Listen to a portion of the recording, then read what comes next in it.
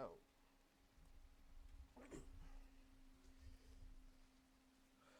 what's going on, everyone? Crucial here. Sorry, I was actually fighting just to get some type of audio, just to. Ah, it's crazy, but nevertheless, I'm here. So this is not going to be any gameplay or nothing like that. It's just reviewing as far as what the total of what I've been playing so far. So I have not been streaming the PTS whatsoever. I haven't streamed it. I've been playing it behind the scenes. Um, I'm not gonna get any bills, but this is what I have found out. So, based on the information, it is gonna be taken with a grain of salt. So, without further ado, let's get out of the rain for a little bit and get to where we need to go. All right. So, brand set wise, you have the the Royal Works. This may not be too bad, but I got with that with crappy rolls. But beside the point, chances are this might be a offensive core attribute. So one piece gives you 5% weapon handling. Two piece gives you 32% weapon magazine size and 15% critical hit damage for a 3 piece. Which I should say, anything on the PTS is subject to change, so it varies and differs. The backpack is going to be called the Bulldog, which is perfect exposure. While uncovered, increase total weapon damage by 20%. This will be great for rifles and sniper builds. So that would be good. So as far as the chest piece, that would be the Robin perfect gunslinger swapping. Weapon swapping increases total weapon damage by 28% for 5 seconds. The buff is lost for 5 seconds if your damage weapon is. If the swap while it's active.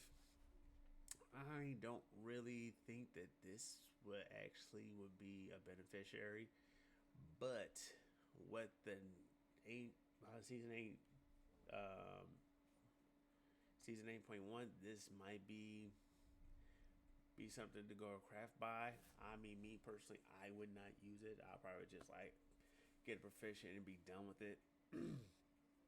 But this next season might be based on weapon swapping. So if you're going to use gunslinger, I'll say perfect versatile. I forgot what the Bebeka is, but that would be great for gunslinger. Just kind of compare and contrast. So that would be it. But what I see personally, I would use it. The answer is no. Now the gear set may have a little something to it, so we're gonna go over that just a minute. So the I guess the name of the gear set is called Core Strength. 2 piece gives you 10% weapon handling. 3 piece gives you 5% weapon damage, 5% total armor, and 5% skill efficiency. 4 piece will give you this right here. Core exercise.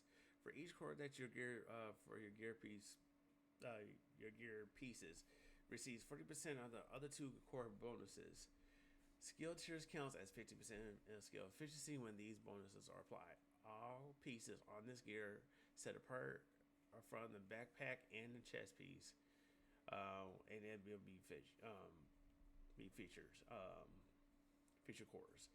So pretty much it's gonna be randoms, but automatically you will get depending on what it is. So it could be armor core, it could be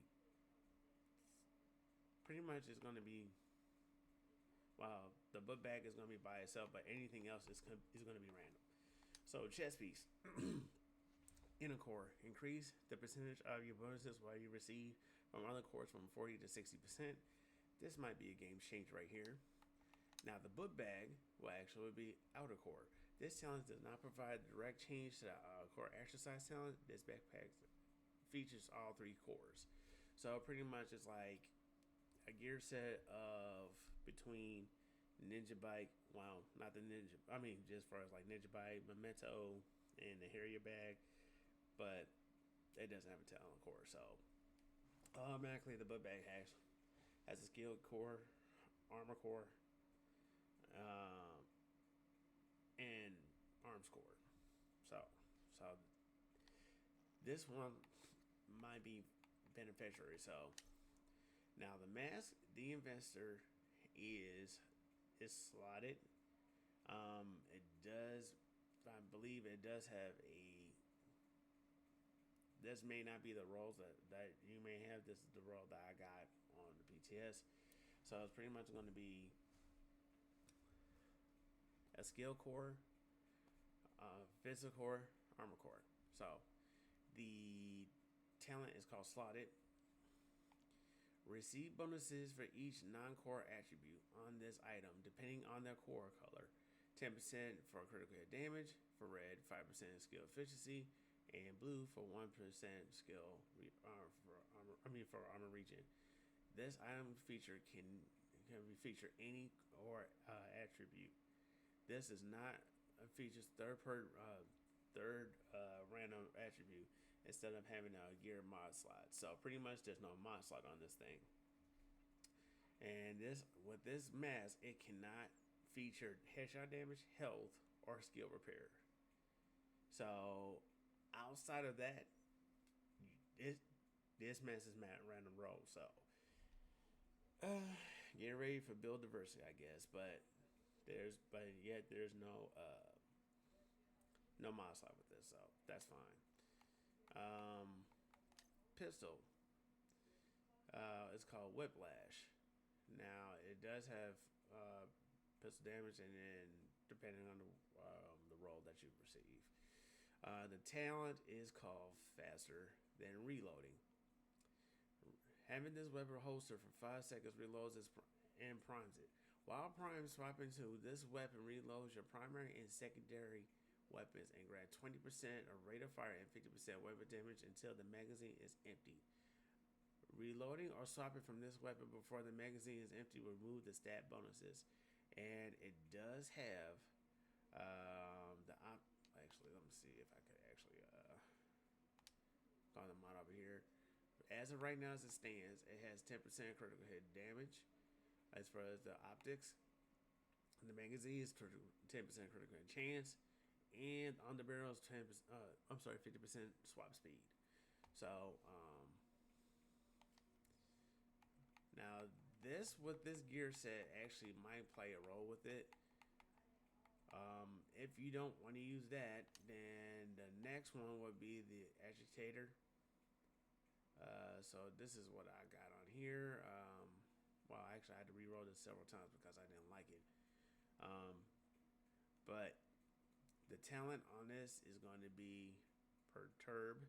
While this weapon is holstered and generate 50% less threat when shooting, keep this weapon holstered for 10 seconds while prime it. While prime, swapping into this weapon grants 25% rate of fire, 30% weapon damage, and you generate 100% more threat when shooting for 20 seconds. This, in my opinion, will be more for PvE, not for PvP. Yeah, everyone's gonna be like, hey, yeah, weapon damage is gonna be cool. It's gonna get up there. I really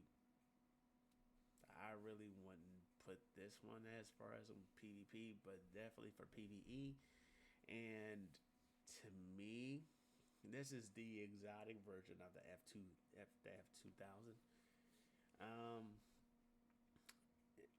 In my opinion, I really don't see too much play in it, but hey, who knows? It depends on what you can do with it. That's up to you.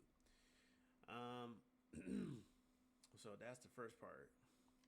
Second part is that I did play the PTS, and of course, I'm gonna swap this right here real quick. This is the roles that I got. So I'm playing. So what I did play as far as the prototype gear for this right here. So this is what all I got. Unfortunately, I didn't get any gloves with it. So instead, I crafted for generally generally for purposes as far as like trying to have survivability. But yeah, so with the prototype, this is gonna be if anybody remembers how like Division One has classified gear sets, this is pretty much what it is. Um, it is stronger, in my opinion. Um, so it is going to be true as far as like get your stuff proficient. The hardest thing I can see is for people, whoever that want their brand sets or the gear sets to be optimized and get to the prototype status, is the grind to get to level 30 expertise. So that is going to be crazy. So hopefully, excuse me, hopefully the devs actually make something where the expertise, it makes it a little easier as far as the grind, just to get the parts wherever it is that you want to get a prototype. Unless it's prototype, you cannot go back to it. So depending on what it is, and etc. etc. So that's what I've done so far. I have not. I don't think the escalation on here, but if it is, I haven't even tried it. But like I said, this is all going subject to change. But season one, and I'm going to say this, and take. I mean, you do as the will as you want. In my opinion, if you're having problems as far as like grouping up for incursions, raids, etc., this will be your season to grind your butt off, because some of these weapons, as far as exotics such as the Eagle Bearer, well, the Bighorn too. Now the Big Alejandro, I'm not for sure what that's going to be at, because I think that's going to be faulty. Since next season we're not going to have that anymore, but the Big Alejandro is going to be on there too. But yeah, all this is subject to change as far as which factions go with what. But I will say that if you're trying to grind for exotics that you know that you can't really get unless you have a group and people don't really play like the in-game content like that, retaliation is going to be your best friend, because you can actually craft an Eagle Bearer or a Bighorn or Ouroboros or a Ravenous, or a Birdie, or the Birdie's Quick Fix. So next season, grind your butts up, agents, please. While you're doing that, I will also say is at the same time, make sure you have your get your optimization materials and stuff like that. Get that too, so that way you can get that proficient up to level 30. But yeah, this is going to be your best friend as far as doing retaliation. Retaliation your butt off. Seriously. But yeah, depending on the factions, it all depends what goes with what. So, but yep, that's all the information I have so far as far as like playing it. So,